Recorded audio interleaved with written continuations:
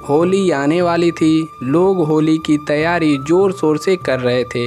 भीड़ भरी सड़क के किनारे एक 12 वर्षीय लड़का ठेला लगाए खड़ा था, जिस पर गुलाल, अबीर, रंग, पापड़, चिप्स, पिचकारी बेचने के लिए रखा था। वह लड़का आवाज़ लगा रहा था, चिप्स ले लो, पापड़ ले लो, रंग ले लो, लाल, पीला, नीला, हरा, गुलाबी ले लो, सब कलर का रंग मिलेगा। पिचकारी भी ले लो भाई, ले लो, चिप्स ले लो, पापड़ ले लो। लेकिन उसकी ज़्यादा बिक्री नहीं हो रही थी, क्योंकि वह छोटा बच्चा था। जो भी ग्राहक उसके ठेले पर आता भी था तो बगल वाले ठेले वाले उसे अपने पास बुला लिया करते थे। वहीं सड़क के उस पार एक बड़ा सा घर था, जिसमें रीता नाम की महिला अपने बेटे के साथ रहती थी। वह अपने बेटे से कह रही थी, 4-5 दिन से काम वाली भी नहीं आ रही है। घर का सारा काम मुझे करना पड़ रहा है। मम्मी, क्या पता उनकी तबीयत ठीक ना हो। मेरी भी तबीयत ठीक नहीं लग रही। नाश्ता बनाने में देरी हो गई है। अब जल्दी से तैयार हो जाओ, स्कूल जाना है। और बेटा, उसकी तबीयत नहीं खराब होगी। ये सब इन गरीबों के बहाने हैं। रीता अपने बच्चे को स्कूल बस तक छोड़ने के लिए जा रही थी। दरअसल काम वाली भी नहीं आई थी, तो वह भुनभुनाते हुए किसी तरह काम निपटाया था। असल में रंजना झाड़ू पोछा बर्तन ही नहीं बल्कि खाना भी बना देती थी। रीता सड़क पर ठेला लगाए लड़के के पास से निकली। आंटी, होली के लिए सामान तो खरीद लो। नहीं, बाद में खरीद लूँगी। और यहाँ से ये घटिया सामान नहीं लूँगी। मैं तो मॉल ही जाऊँगी। आंटी, थोड़ा सा तो ले लो। आज कुछ भी बिक्री नहीं हुई। आज मैं घर जाऊंगा, कम से कम खाने भर के लिए पैसे तो हो जाएंगे। मेरी कोई बात नहीं, पर मेरी छोटी बहन और मम्मी भी भूखी रहेंगी। मम्मी, ले लो ना सामान। राज के जिद करने पर भी रीता गुस्सा हो गई और बोली, नहीं लूँगी सामान, मैंने बोला ना। राज खड़ा रह गया। उसे उम्मीद थी कि माँ उसकी बात मान लेगी। तभी एक कार तेजी से ठेले की तरफ आ रही थी। यह देखकर संजय ने कहा, बचो राज, बचो। यह कहकर उसने राज को तेजी से धक्का दिया और खुद भी दूसरी ओर गिर गया। तभी वो कार ठेले को धक्का मारते हुए चली गई। ठेले का सारा सामान गिर गया, जो धूल में मिलकर बेकार हो गया। संजय ने राज को बचा लिया था। यह देखकर रीता बहुत डर गई थी और भागकर वहां आती है। शुक्र है तुम दोनों बच गए, लेकिन ठेला टूट गया है, सब सामान बेकार हो गया है।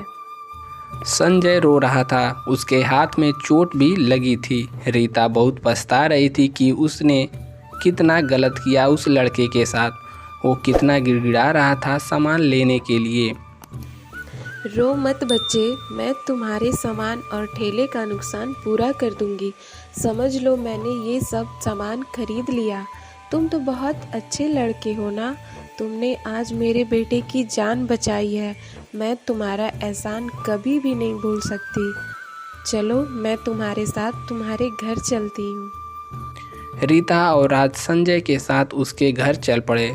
जब संजय घर पहुंचा तो रंजना को देखकर रीता चौंक पड़ी। अरे रंजना, तुम यहाँ? यह तुम्हारा बेटा है? और तुम काम पर क्यों नहीं आ रही हो? जवाब में रंजना फूट फूट कर रोने लगी।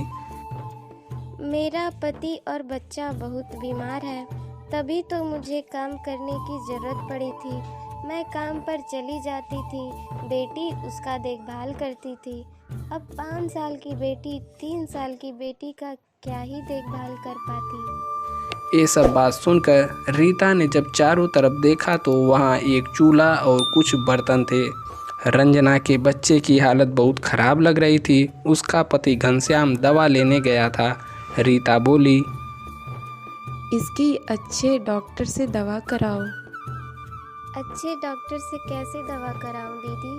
8 दिन से मैं काम पर नहीं गई, कौन पैसे देगा हमें? इसीलिए तो संजय अपने पापा का ठेला लगा रहा है, लेकिन उसके भी सामान नहीं बिक रहे हैं। यह सुनकर रीता अपने पति राजेंद्र को फ़ोन किया। सुनो जी, 4 लोगों का खाना लेकर आप तुरंत यहाँ आइए और 2 लोगों को हॉस्पिटल में भर्ती कराना है। बाकी बातें मिलकर बताती हूँ। राजेंद्र 1 घंटा में खाना और फल लेकर आया। खाना उन सबको देकर रंजना के पति घनश्याम और बच्चों को हॉस्पिटल में एडमिट कराया। राजेंद्र को रीता ने बताया, मैं तो गरीब लोगों को बहुत मतलबी और चालाक समझती थी, लेकिन आज इस लड़के ने मेरे बेटे की जान बचाई है। डॉक्टर साहब, अच्छी से अच्छी दवा करनी है। कोई भी ज़रूरत हो तो मुझे फ़ोन करिएगा, मैं सारा खर्च दूंगा। वे सब अपने घर चले गए। कुछ दिन बाद रंजना का पति और बच्चे ठीक हो गए। राजेंद्र ने घनश्याम को अपने ऑफिस में काम दिलाया और रंजना भी उसके घर पर काम करने लगी। और तो और रीता ने उन सबको रहने के लिए अपने घर में एक रूम भी दिया। इस बार की होली घनश्याम और रंजना के लिए ढेर सारी खुशियाँ लाई। अब संजय भी राज के पास खूब खेलता था। रीता ने रंजना के सभी बच्चों के लिए नए कपड़े लाई और सभी खुशी खुशी रहने लगे। दोस्तों, कहानी पसंद आया हो तो नीचे लाइक के बटन है उसको दबा देना है और सब्सक्राइब वाली बटन दबाकर घंटे को भी दबा दें।